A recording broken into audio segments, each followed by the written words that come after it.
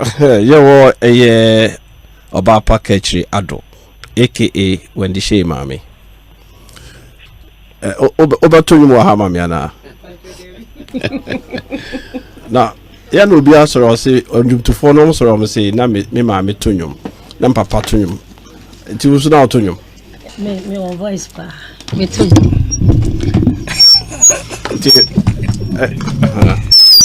It's no to run up Obana Fabiana, not say of our papa. Of family. Of our to so open. Kakra. Also prefer kakra. And then the very big.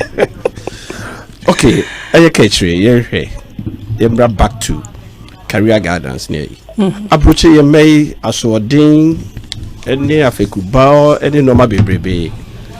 Now Obanu say Oba be music and now say now when it does so what do so ye and who say what diverted to music and me da say metia watie fo nyina me hu ya say obetimi abaye nyumtani because na oko school na osan eko music school nzuka ho and na me did ye say obetimi abaye nyumtani. But now what you dey can music na person obey. Send Africa for yadwin no na person obey dey. Oh media ni abofra bia person oye ne no na me di akire but me ka kire ne say okay say opese obey nyumtani dia onko school na onya bibi entu nachi nti terms na me ne ko ye no oti ase ma me ko school nyane nurse eye adwuma ansa na me amitu ana mo de na ba nti na wo adwen say come nurse Debbie na wadwen wo obey wo si me bey do obey say ti wo adwen na de ni me de ni obey bia me support no enne de obey bia support ye pese me papa do ka che me ni so opese me be engineer okay enna me dru ba bi hu se me bobo no be ja park so na wo de wo ma abre me be tin ko wo fufu eti so hu se me kuta book na musua de na ono kra bet ma je wo ma no ne me ma me wo fufu no what the me chen eti na wo bia ne ba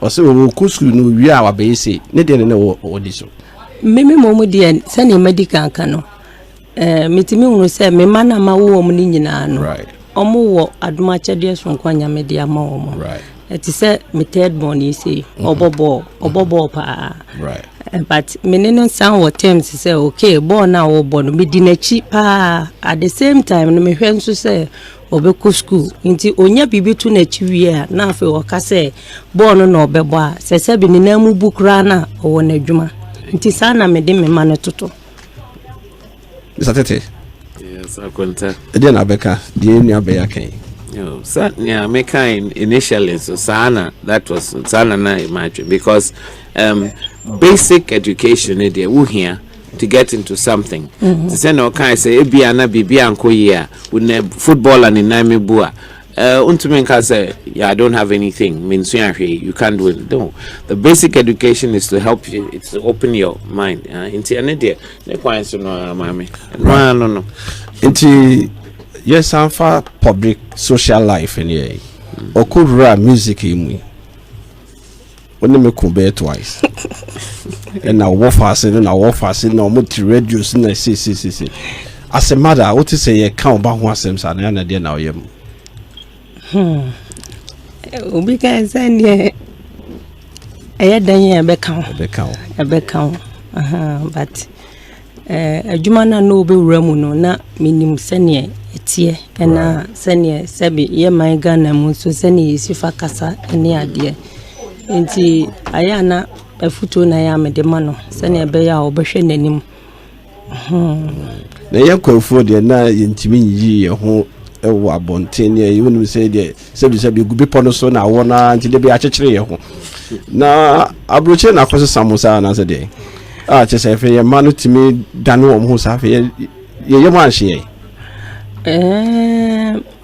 enya brochire nko a wo hwe se ne entade a omo ton de ba system no no nkwala na omo toshe enti na I think say ne niema e kono system no ene ye mofra na ya wo no sa ene tie nti obi ntimi ukọ ayi abrochimam ni Ghana hanom a utimi hu se enkwala ni nyina obi a hye crop top akola ya wo no 1 year obahwe ne na but sabi onya nufu nti yenhu ya dwene nkoso ba maamefo no ye tohye nkwala no nti akola wanyini aduru mpempenso a watwam 18 die sabi wuntimi ubetu ni fudie but ne wo so no eno na obeka se wo mama wo die ye bia me die hye me kura twam esim kratete wa abrochire me de minim baka no kure e matete ni me matete de na eden ni me enu nyina eden ni me enu nyina eden nti se mi hu se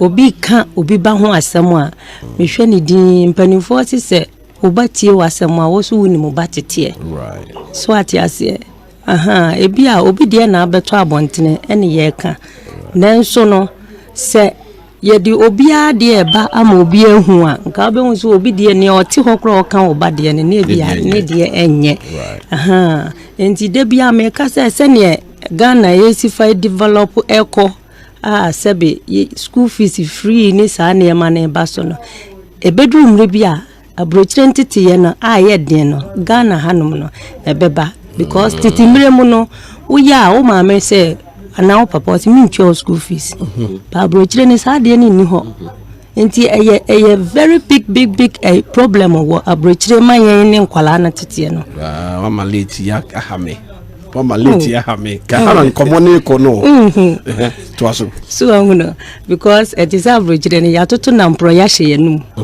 na omu wi o ma sen akase yanum bon omo ka kire se enti akwala emu akwala enye na yaka de na akwala no so koye bone so a wo maame no woni ye chiw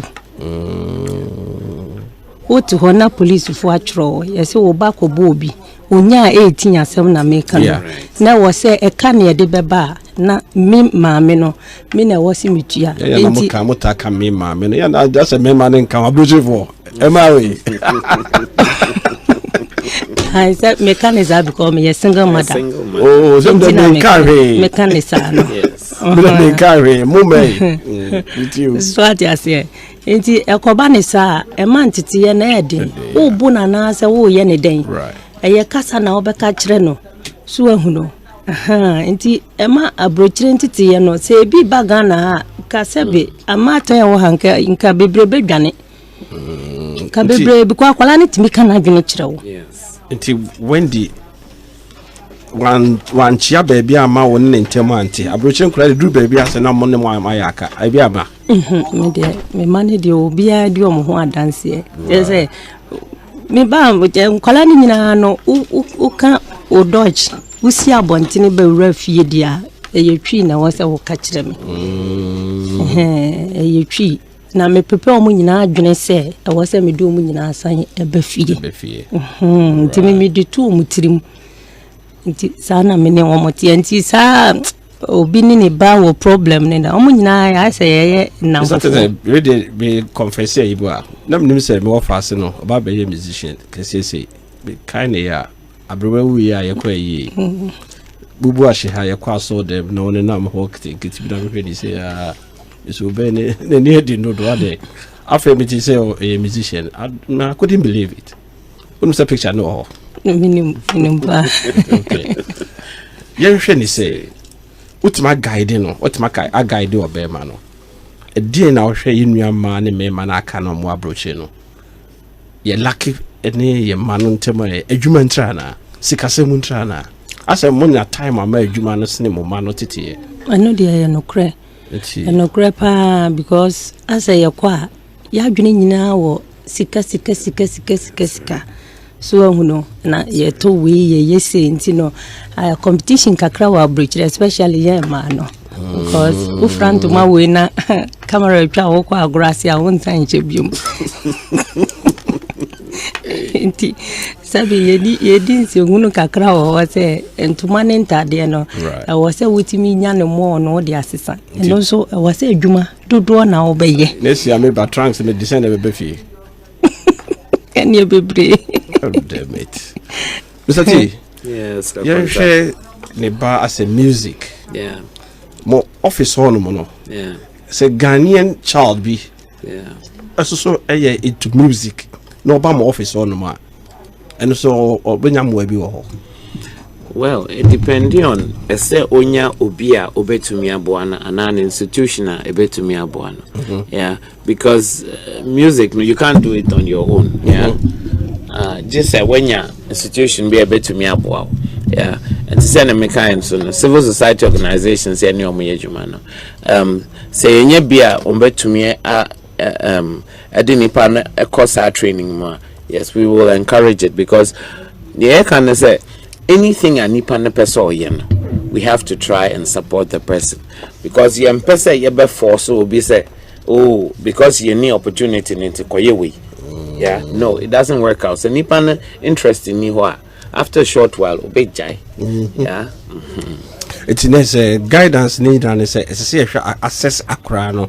Yes. Na nipa no new say ne field ni. Exactly. But entity no na enjum to pa ne any born ne and no maybe abrofo na didi mu awie na fe ne yekomu no. This is enne na ne abue say ye pese bi doors no. It is more office no most be doors say obi so pese football and na nije ho a. That's always too she be mu na say wo pese mo push na. And so meet access nipa no maboa no so ba be professional footballer. Yeah, akunta to say anti kind there's a generational change. Yema so asesa. You know, intino if obiba young man biba no so okay whether he is from Germany or local population Ghana so me mako school drew a school no me person me ko football and person me bo mo betumi abo me ana. We have to assess the person first of all. You who say oh dear nature say young person or talent obetumi abobo. Yeah, we have to get him assessed and sana if we'll have to direct him to an institution and answer a team on a team babo so that he gets to know that yes he has the talent. That's what we have to do. Right. Say assessing it first. Right. Yeah. Assessment in an first. Just like counseling. Yeah, counseling. Yeah. So guidance na no be ko eno ni ade ni na no. Jo, your time no obi ni mo obi kire omumre ene ya film kakra ti ye be ko when the shame ma me ho. Ka kire ado. My name Mr. Adofo Akasa. Obano ye normal bebre ono aso e wo charitable no baby a oye asa also so gina baby asa kwofo mo so gina baby say there be mo ma ye nuan me wo so ho so no enye samampo ma ansa na makoho itire wadi kan aba se oba behwe kwan mu na normal na mo pese mo de bo a wo ho no ye ankra ka ni nyina na ye itidie na abeka so sa foundation yo medase ne mekane se Michelle ye nuanom a omo abrochire nso nkran se edrumra wasi yetwa yani na ye behwe ye man Ghana mu because yetimi hunu se nipa bebre ebre ye de sebe ye ho atoye yetimi nya bi ma ne broso enti mesre omo se obi bia wo ope ana se uniema abroso no sebe uhu emisa almost omoye ana se me ana se US for which so obi bia wo bibi no yemfa mra my Ghana mu na yemfa emebo my Ghana nti enu bi na me ni nua be ma Mr. Adofo ebi no huhunu se hospitals ni bi wo ho a omo elaki mfidie nti me ko US na me ko di hu dwuma se sa na tie de anya bibia na ebeka se aban ta hoden no wo ho de a and why not na yamwa nti ne yedi kan ne se yebekwa kobo abitifi hospital ye the equipment no ebeko akoche no and last week unze mini Wendy ye adoye and next week nso yebesen aye yebeto aso yepese se nyankopon epegya wo de wusim pempenso bi a obekai sebe wo mo a omo so omo ho kire o menti eno na da yakoma so asese ne yebeye ile nyame ase yemre ni nti I think say what by there especially one-on-one pa about single parent you know you'd be see say na yenu an ma mo ba Facebook ni na yentimi an kai mo comments no ne na de be kan say ayeye aseda mo nyina de mo kan nyina kire say muti program no mo so ma share amana yefe yedamase yedum be see say na de pe be kan say munya bia mon kai fi Yeah. Ofie any fie. Ghana ba kope. Adeshimai Ghana ba kope. Yeni Ghana ni bi obebia. So what is obi ka Ghana na Ochiana no ka Guyana. No eye o mindful fro a war Caribbean side ho baby. Yeah. Iti yesre Ghana for mo amonya bi no. Kai wunua. Said the inua ba kachiri ado ene ye wo fa sam adofo aka bo mo mabe. Ene GIZ eso aba abibie job center ewa ha omoye Ghanaian German Center in a collaboration with this Ministry of Employment and Labor Relations akabuma omo eboa yenuanom enketua ene ye no na de meka twato no se yenuanom omo Germany munsua kasa no na de biom de ba omo papers mu sika bebre na aban na twa ama eye Ghana fo amwo ho so mbetimanya se skande abafie na munhunu na maka bi wa no ye doctor o ye hwan o ye nurse o ye se betima abafie abeboa na wo ba voluntary no omo betima twa ticket no mama e bia extra money bi na wo dia ba betra ha se na wo be disses betima sa de akoback eti de kan ni na ne se ofie eni fie ye da mo nyina ma se bibu nya de no